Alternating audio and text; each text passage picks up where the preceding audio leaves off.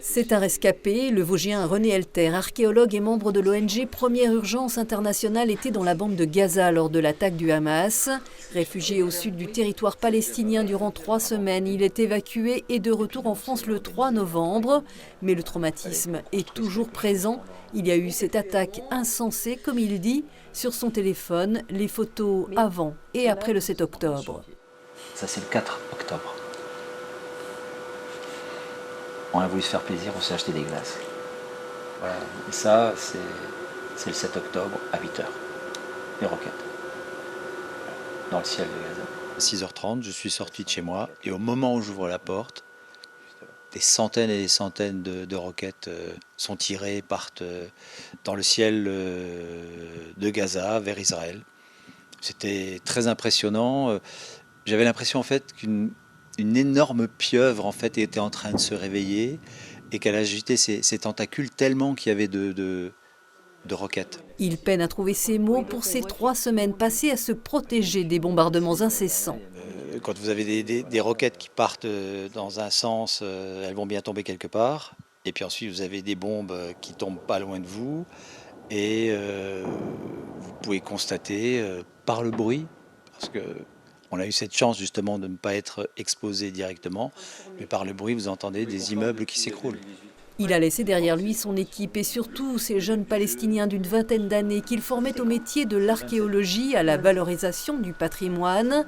Et son téléphone qu'il ne quitte pas lui permet de rares contacts, mais n'ôte pas son inquiétude. Ça, c'est une journaliste d'Al Jazeera, j'ai essayé de lui écrire, je ne sais pas si elle est encore vivante. La folie meurtrière du conflit et le blocus total de Gaza par Israël, René Elter sait ce que cela signifie pour la population de Gaza. Aujourd'hui, on estime à peu près à entre 800 000 et 1 million d'habitants qui n'ont plus de quoi se loger.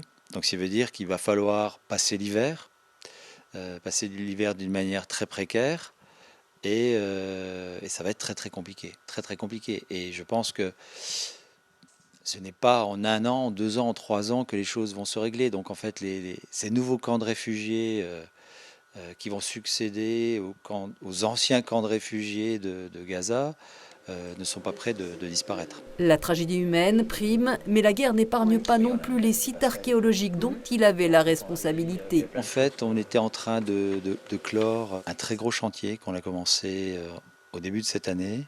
Donc c'est un cimetière de la période romaine, qui est daté entre le 1er siècle avant Jésus-Christ et le 2e siècle après Jésus-Christ. Un ensemble totalement inédit pour la région.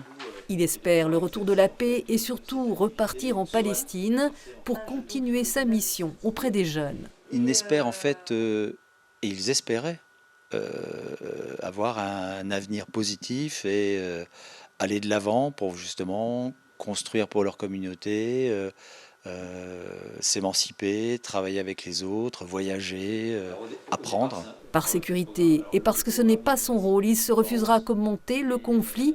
Il concédera juste que l'attaque du Hamas a été un électrochoc. Aux gouvernants du monde, dit-il, d'éteindre le feu.